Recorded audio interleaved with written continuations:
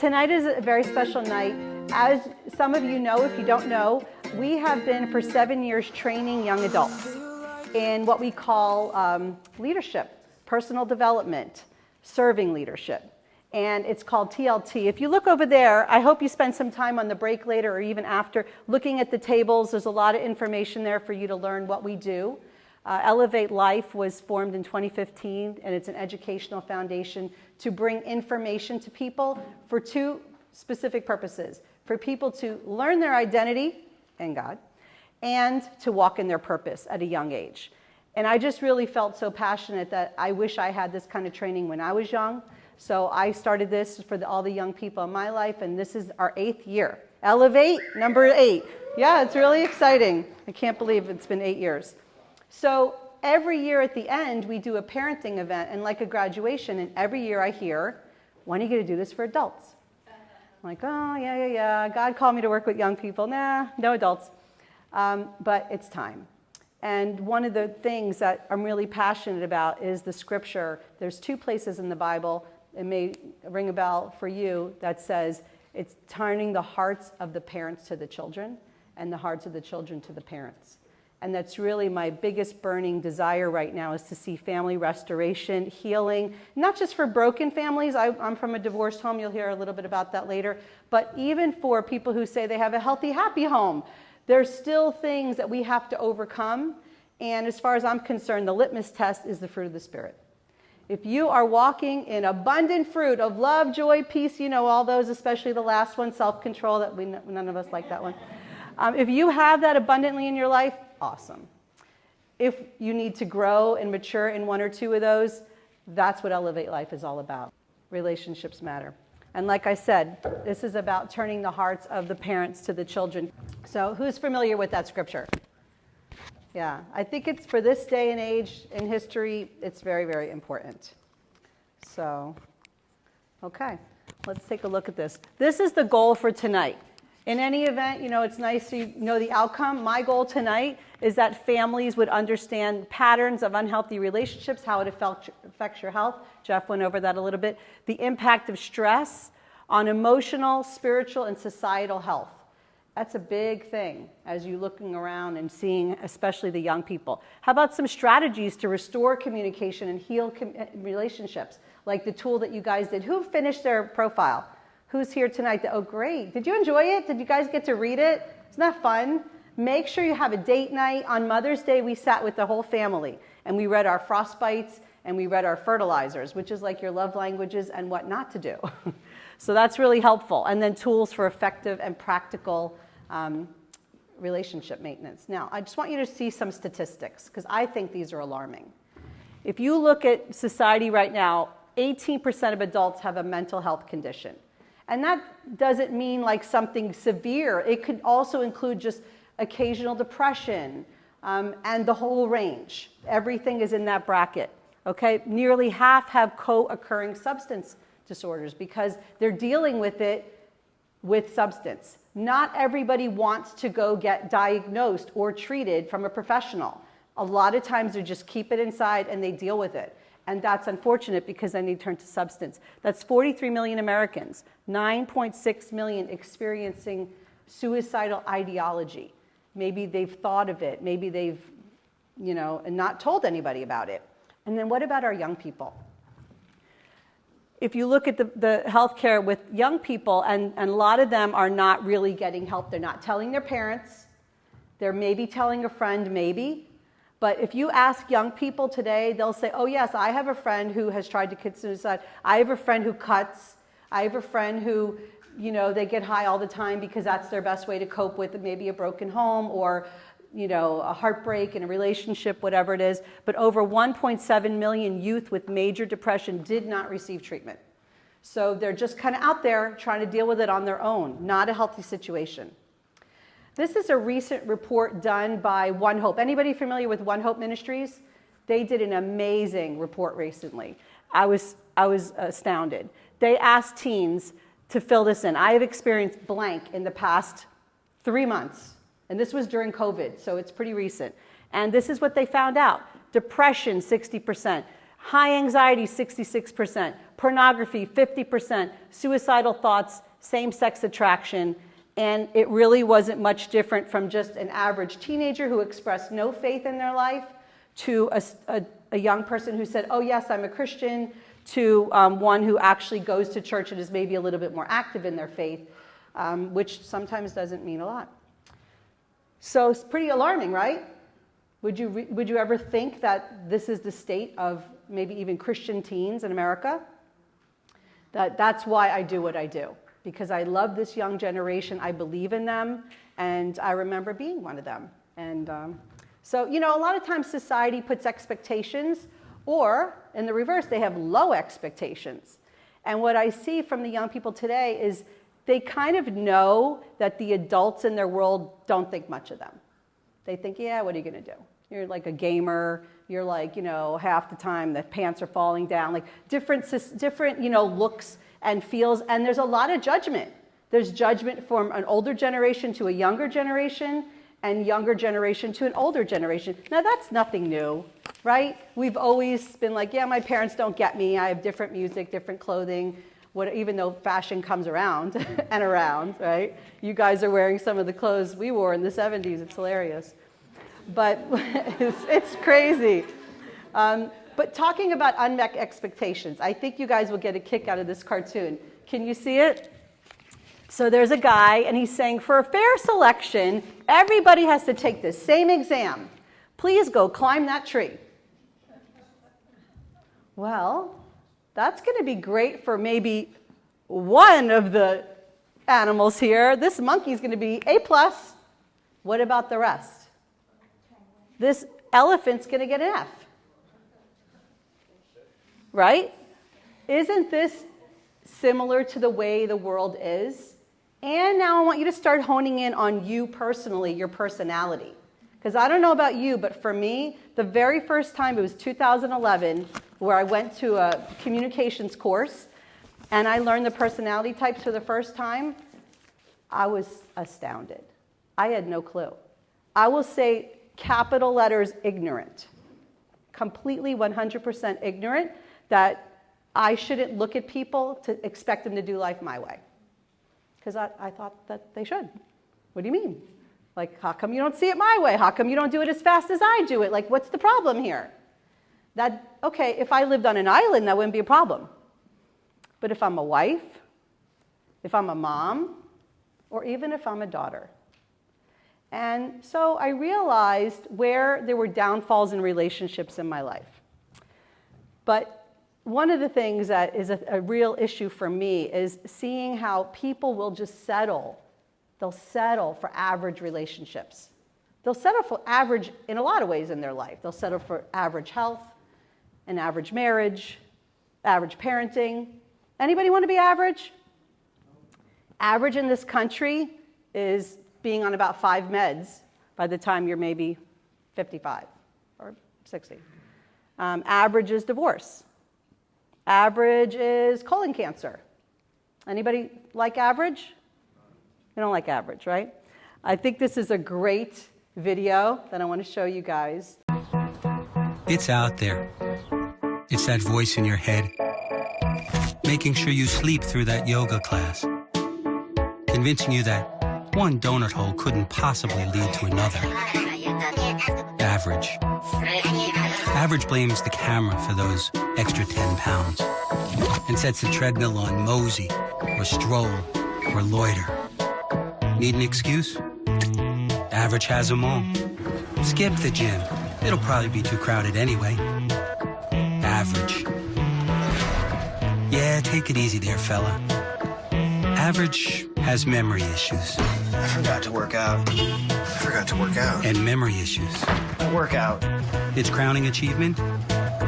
Everyone gets a trophy. Average is good. Average is good. No, average is average. You can beat it. That's why we're here tonight, to beat average. We are not interested in average. We want to reverse common culture. I say that common culture is pretty average, right? It's pretty average, right? So what's up with that? You know what I see is how to break average? There's a few things, we're going to go through them. Number one is having self-awareness. You know what it takes sometimes? And I actually brought this as a prop, but it ended up under here. It's a mirror. Average does not look in the mirror. Or maybe it does, but in a vanity way. Average, or being above average, is taking a look in that mirror and assessing, wow, I have anger. Wow, I have unforgiveness. Wow, I really hurt that person and I probably should apologize. Wow. Doing that is not average. You know, there's stages of development, physically, emotionally, spiritually. We know what they look like, but we don't think about them a lot. And I want to take a minute to think about it. When people get arrested, emotionally arrested, that means they're kind of frozen in a spot in time. And that will degrade the quality of your relationships. It'll destroy the cohesion of your family. And I know you probably all want healthy families, right? That's the goal. Let's look at the stages of development. This is one of my favorite things I love to teach to the teenagers. And let me tell you, it tells on you. It tells on your family. It tells on you because they go, oh, I see me. I see my mom. I see where we are. So when you're born, you're an emotional infant. What's the language of an infant? I want what I want, right? Wah, they cry. And then you go, oh, they cried because they don't have language. So they make this squealing noise and then we go running and we try to figure it out, right? That's what an emotional infant will do. Your body may grow up, but emotionally, if you get arrested development, you are stuck emotionally at a certain place. Very immature. Then we move along and we become an emotional child. So your little toddler, what do? Maybe they'll hit their brother. Maybe they do bad behavior for attention. Right? Not very verbal, but they'll do things for attention. Identifying anybody in your world? Yeah? Mm-hmm. How about emotional adolescent? This is the real telling one right here. I was stuck here for a long time. And spiritually, it's called rebellion. Don't tell me what to do. Don't tell me what to do. Don't tell me what to do. Even to God, don't tell me what to do. I'm going to do what I want. That's a dangerous one. Here's where we want to land. Here's where all the fruit of the Spirit is. Here's where serving leadership lives. An emotional adult has the capacity for mutual concern. It's not all selfie nation. It's others. It's others. They are able to listen with empathy. They are able to confide and know the needs and they care. And they're positive and they desire a win-win. So an emotional adult would be somebody who would stop, say, wow, you know, this thought, this action, this decision is a ripple effect. It will affect somebody, and probably not in a good way. And I should probably care and course correct. That's what an emotional adult does. They consider others. They don't go, oh, too bad for you. That's what I'm doing. I don't know about you. Like, that is so selfish. And that is our society. And that's why we have the world we have. Because people don't stop. They haven't grown. And they're still emotional infants. Number 2 is serving leadership. It goes right on the heels of what I just said. When you could prefer others, you consider the interests of others in all you do. Not sometimes, not once in a while. All that you do. That includes health. If you eat to your heart's content and you don't care how it's affecting your health, that's actually selfish. Think about your children. Think about your grandchildren. You are not your own. Your body is a temple, and we're here to, we only get one. We treat our cars better than ourselves. You get one body. But in the serving leadership model, it's opposite. This is more corporate, right? The boss is on the top, everybody's the minions below. Do you think your employees are going to come giving you their all, their best ideas, their best energy, or are they going to be surfing, social media and act like they're working when you come by? They're not going to trust. They're not going to say, oh yeah, I had this great innovative idea, because you know what? They know that this person doesn't give them the time for their idea, or maybe they do and they take the credit. But in this model, it's called the upside down pyramid. The leader is on the bottom. Imagine that. The last will be first. Lifting up the team. When the team succeeds, you succeed. Try it. When you help somebody create their dream and their vision, you can't outgive God. That's a beautiful thing. It's like sowing a seed and the harvest gets reaped. It's the same thing when it comes to leadership. There's no such thing as leadership unless it's serving leadership. Otherwise, it's just, yeah, I'm the boss, I look great, follow me. That's not serving leadership. How about number 3, a culture of honor? That's where you love, respect yourself and others. It's always about others. Team, together everyone achieves more, and you create a community where you can soar. See my eagle? This summer, this whole backdrop was a gigantic eagle soaring. Every year it's a different theme. The year before was rhinos. That's my other favorite animal. Number 4, your words matter. How about speak life? There's enough toxic words in this world. Speak life. It takes a little effort, but guess what? It's free, unless you call effort, payment, so to speak. So sticks and stones will break my bones, but words will, that's a lie, right? Will never harm me? That's a lie. Words will infect my mind. They will play over and over, and I will remember that thing you said that one time, unless you clean it up and you correct it and you apologize and you start over. Hopefully the other person will say, okay, great. Doesn't always work that way. But one of the things we do at TLT is we do this session called The Greatness I See in You. And we actually created stationery with a purpose. It's back there. You should check it out. It's a great practice. You pop one in the mail, you share them with people, and it's amazing. Number 5, how about changing your world? I didn't say the world, I said your world. If you want to change the world, how do you start that? By changing your world. And by all the things that I'm saying. Your words, your intentions, your leadership, okay? And standing on values. You can't do it without values then it's kind of empty and it doesn't last. And then how about diversity and equality? Appreciation, empathy, acceptance for others. This is kind of a buzzword in the world. Maybe some people may say this is a woke concept to say, oh, I love everybody, accept everybody. So maybe conservatives don't like those words because, they think it's like a political thing. I'm not talking on that level, so erase that if that came to mind. I'm talking about the fruit of the Spirit. I'm talking about pure love and acceptance, where it does not matter that you can have empathy for somebody that you don't understand, you don't maybe like, you don't get along with, you don't agree with. How do you have relationships? You will have children like that. You may have a spouse like that. What do? You have to learn how to have appreciation. So this is an appreciation tree. We start over here at judging, where we say, what's wrong with you? Now, why would I say what's wrong with you? Because you're not doing it like I would. So there's something wrong with you because you're not doing life like me. Here's the goal over here, appreciation. Your uniqueness complements me. I need you. And I brought along a prop. I love my props. I started thinking about this and praying. I'm like, God, this reminds me of all the colors in the box, right? I see myself as a crayon. I may not be your favorite color, but I know someday you'll need me to complete your masterpiece.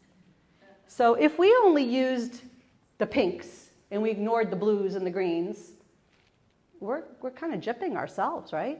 We need the whole beautiful color pack to make a masterpiece because God made all of these colors. And you could take that in any kind of metaphor you want. Colors of skin, styles of living, personality types, which is what we're going to be talking about tonight. It's very, very important. Let me go back to that appreciation tree. Put it up there. So we go from judging to maybe a little bit more intelligence, emotional intelligence. Oh, I see, you're different. I got it, you're different. But that still doesn't give love and appreciation or acceptance. So we're moving along a little bit. We come to understanding. Oh, I understand that. Like I learned the personality types. I get it. There's different types of people. Still doesn't mean I'm okay with it. I still want to judge it, truly. Then over to respect. Okay, well, you're allowed to be different. It's okay. You be you, I'll be me. Still not really bridging the gap. Now we'll come a little further. Oh, your uniqueness is actually valuable. All the way over to we complete each other, like the masterpiece.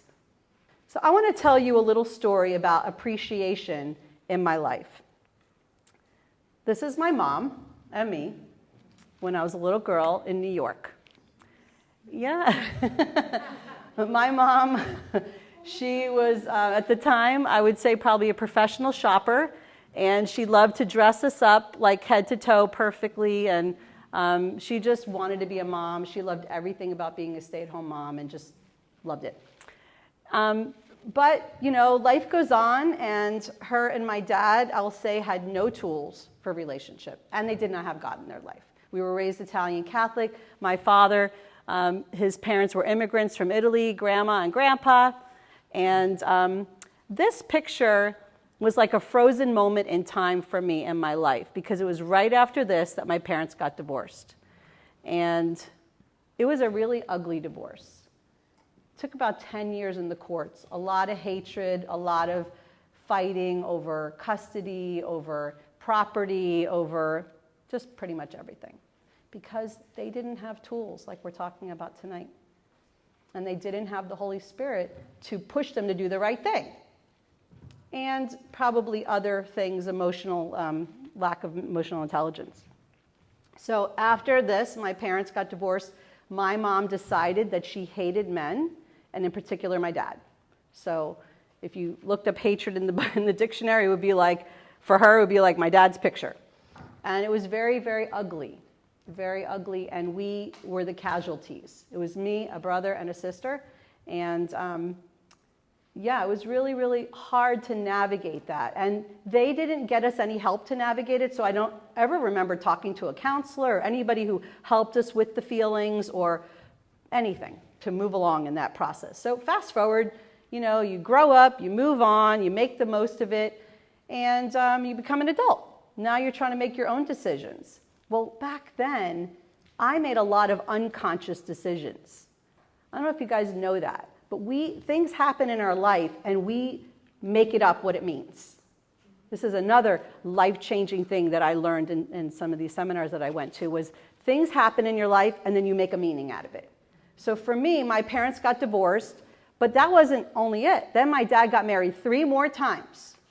So stepmom, stepmom, stepmom. Then my mom got remarried and had another child, my little sister. I'm in the middle, like, you know, making it up. And I don't even know that I'm doing that. It's like corrupt programming that's happening in my life. So what did I make it mean? For me, and I didn't know till later, I made it mean that I'm not worthy of having an amazing, healthy relationship, like, praise God, I have now. And because of that corrupt programming, I allowed myself to marry somebody who physically abused me, and 100% it was because I did not know my self-worth. I did not believe I was worthy of that. But it took a very big heartbreak, physical abuse, to realize that. And thank God that I went through that to learn it. But I learned way more than just my own experiences from watching my family. So I'm going to finish telling you my mother's story. Fast forward, this is a picture of my family. So me, my brother, my sister, us 3 are from my dad. My youngest sister's from my mom's second marriage. This picture looks like a nice, happy picture, right? Nice, happy family. My mom was seething mad in this picture. And how do I know that? Because we did this beautiful tribute and we framed it and we all wrote beautiful letters, and after she passed, it was hidden in her closet, turned around, like she did not want my dad in this picture. She was like, she wanted to be alone with her children in the picture, like, what's this guy doing in this picture? And it was always so, like, I was crying literally putting this PowerPoint together, looking at my mother's face and just even our posture, because I love my mom so much, but it was like she wasn't approachable, because she had so many walls of hatred and judgment and unforgiveness that I could not penetrate. And she pushed her children away because we didn't hate my dad the way she hated my dad. And then it became too painful for her. Fast forward, my mother got a brain tumor. At 65, she passed away, which is tragic. She had her whole retirement set up. She was the funnest grandma you ever met. I mean, zip lining like crazy fun. She had a lot of pain in her body from a spinal injury when I was a teenager. But fast forward, she got a brain tumor. And she did do the brain surgery, but it was a really bad type and it grew back quickly.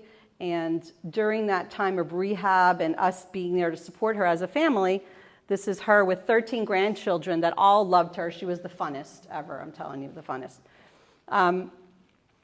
She wanted to get help emotionally and spiritually.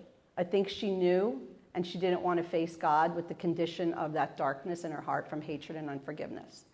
And she did ask for help. So we ended up getting her a counselor, a spiritual counselor, who could help her with what they called, it was deliverance. And when she got to the unforgiveness portion of him helping her, it was pretty miraculous. I'll say miraculous. Like, she went into the prayer one way, she came out a different way, different voice, her face was different, everything about her was different.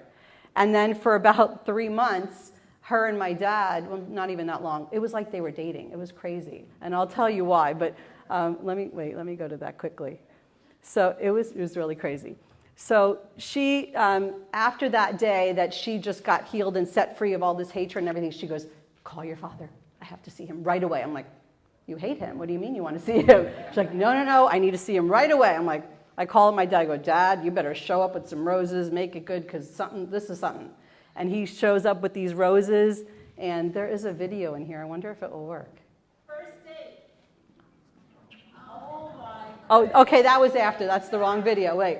Yeah, I was so freaked out. But watch, watch this. Wait. Watch.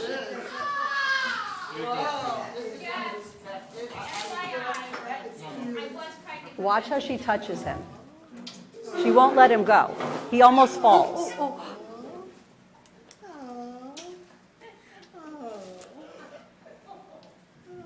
This is healing miraculous. Look at this. My dad doesn't even know what to do. He doesn't. So she hated me all these years. And he gave her reasons too. He wasn't like this perfect guy. But this was a miracle for the whole family that we saw what forgiveness. So what she did that day, she asked him to forgive her. She said, please forgive me for all, listen to this, all the wasted years. That's what she said. All the wasted, she goes, I didn't know I still love you. Can you please forgive me? Because all those years they missed being fun together, having graduations and weddings and all those things they could have done together. So then they were doing it together until the brain tumor came back, and then we lost her. So I promised myself that I would tell her story because, my mom, this was her at the end, and I kind of forced myself into the bed with her, and I put her arms around me because, like I said, she was very angry and pushed us away. And this was such a risk for me. This was months before. So this was February, my birthday. She wanted to take me to Disney. Now, we'd gone to Disney a couple times, and it always turned out terrible, us yelling and like I wanted to kick her out of the car on the 3-hour drive. And the kids would all see it. It was terrible. It wasn't funny. It was terrible. And so she called. I think she knew she had the brain tumor. She goes, it's your birthday. We hadn't talked in like a year. It's your birthday. Can I take you to Disney with the boys? I was like, I was going to say no. And Jeff's like, what do you think? I go, all right, I'll take a risk. So I go, and I put my head on her lap. She was petting my hair. Like, that's a big deal. That, she was always an affectionate mom, and I wasn't so much an affectionate person. Like, I am affectionate, but not like to her level. And to lay on her lap, letting her pet my head, it was crazy. Here's the next generation, right? I get to work with my family. And just to finish up this story, I was repeating what my mother was doing. And I didn't tell you about her and I, our own personal relationship. My mom was a type of maybe like a perfectionist a little bit. Like, let's say I vacuumed or I folded the towels. So these are two memories in particular.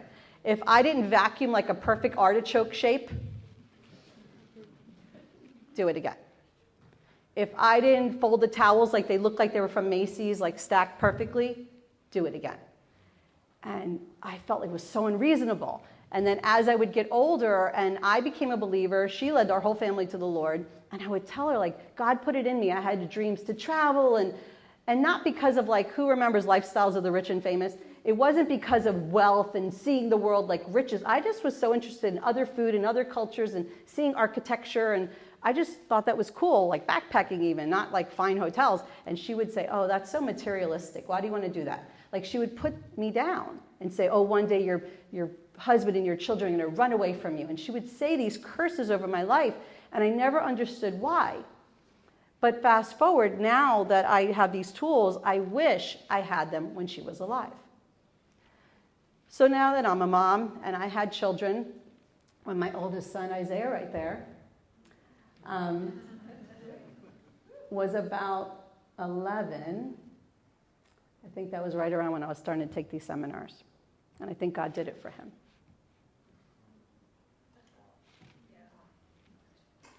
Because I was really ruining him. And he would have hated me.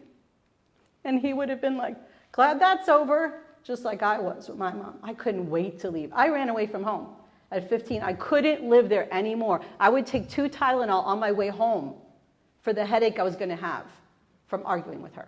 Because she was never wrong and all that. I love my mother. I'm not here to like criticize her. I'm just telling you how generationally ignorance goes down the pike. All those things, guys. Like, I promise I will never not tell this story. And my son, please come up here. He was so forgiving. And I thought he was lazy. I thought he wasn't like me. I'm the rabbit and he is the turtle. And I'm like, I felt like I was watching paint dry. Like, I can't do this. I can't do it. And even my father would come over and say, like, Isaiah's so like, what's the matter with him? And I'm like, Dad. And then when I started learning, I'm like, Dad, you can never say that again. I go, because look, I'm learning this, and God made him the way he made him. There's nothing wrong with him. Maybe there's something wrong with me. And that was the case. The main thing was I was ignorant, and I had no appreciation. I was judging this amazing young man. Do you want to say a thing or two? Sure. Yeah. Yeah, it's amazing to see the transformation that has happened, all because, like my mom said, ignorance was there and then it was taken away. God did such an amazing work in our relationship and my mom's relationship with the entire family, because she was able to get tools in terms of communicating and understanding the differences between us and not trying to mold me into what she thought I should be. And for them, I'm very grateful. How did it feel when I was being the way I was? Oh, it felt, well, from a young age, I've always been super meticulous. I'll call it meticulous instead of slow, because I have a very perfectionist mindset, and whenever I want to do something, I want to do it right the first time, no matter if it takes an hour or 10 hours or whatever it is. I want to get it done, and I'm going to get it done right the first time. And so I would work on one math sheet for the entire day. Maybe it was 100 questions, but I'd get all of them right, every single one of them right, but it would take me the entire day to do it. Now, I'm sure I could have learned to do it a little bit faster, whatever, but when she tried to push me and make me feel like I wasn't doing it fast enough, I felt like maybe something was wrong with me. Was I dumb? Was I slow? What's the issue? Because she's not loving me. Why doesn't she love me? I'm doing what I think I'm supposed to do. So that's how I felt. And then we got the tools to communicate. Thank you for sharing. Give him a hand.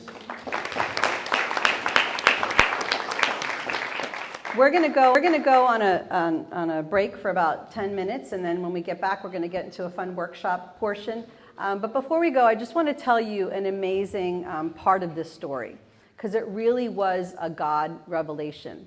So I was a homeschooler and a leader in the homeschool world and teaching co-ops and things like that. And there's a guy named Jim Weiss, and a lot of homeschoolers know him. He's a professional storyteller. He's amazing. And we would listen to his audios. Well, I contacted him and I wanted him to come, and I was going to put on an event. So I'm listening to his promotional disc in the car. I'm alone. And I'm enjoying him doing Sherlock Holmes and and Shakespeare, and then he started doing Aesop's fables. So the tortoise and the hare is one of those fables. Picture this, okay? I'm telling you my stuff, okay? I'm alone in the car, my steering wheel, and I'm listening. And the rabbit is talking like 50 miles an hour, and so powerful. And I was like this, yeah, I'm the best. I can multitask, I can run the planet. And then the turtle starts talking in slow motion. And I went from pride to disgust.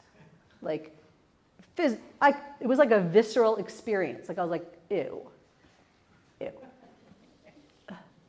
And I was picturing my son.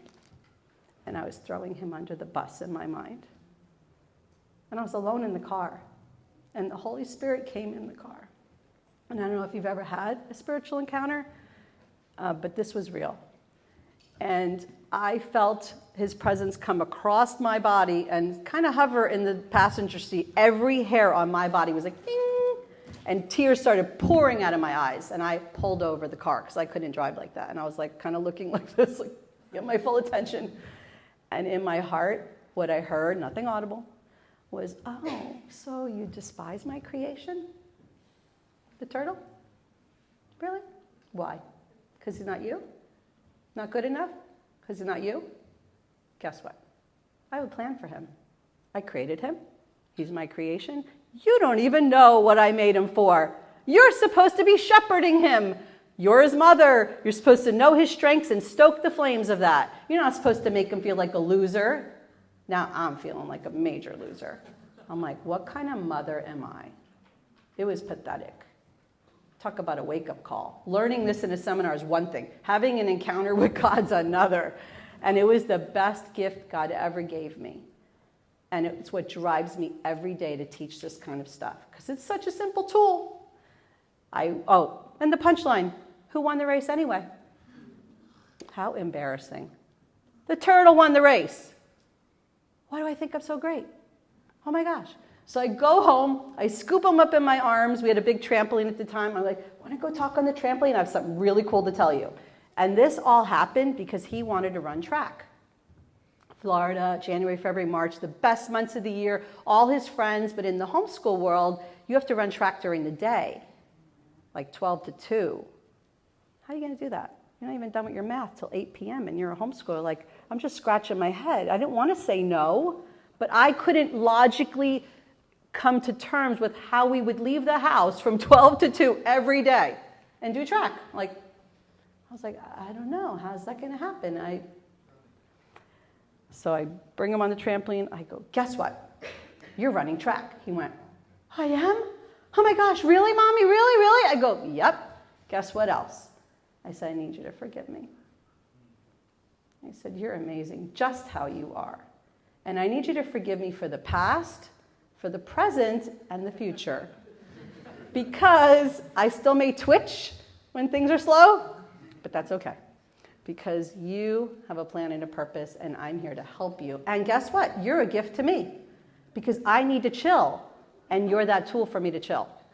So we hugged, he's forgiven me, and now when I kind of get in that modal, he goes, Mom, you're doing that thing. I'm like, oh, thank you so much. So, you have to come and you have to use a tool and talk about it and get it in the open and use it to your best advantage. That's what it's there for. You can have hammers and all kinds of things, but they're not going to jump up and build a house, right? You have to pick it up and use it. So I hope you enjoyed this first section. I want everybody to just kind of get up, go, go to the bathroom. Please look at the tables. Talk to any of the alumni around the room, and we're just going to take a 15-minute break, okay? And then we'll be back and have some fun.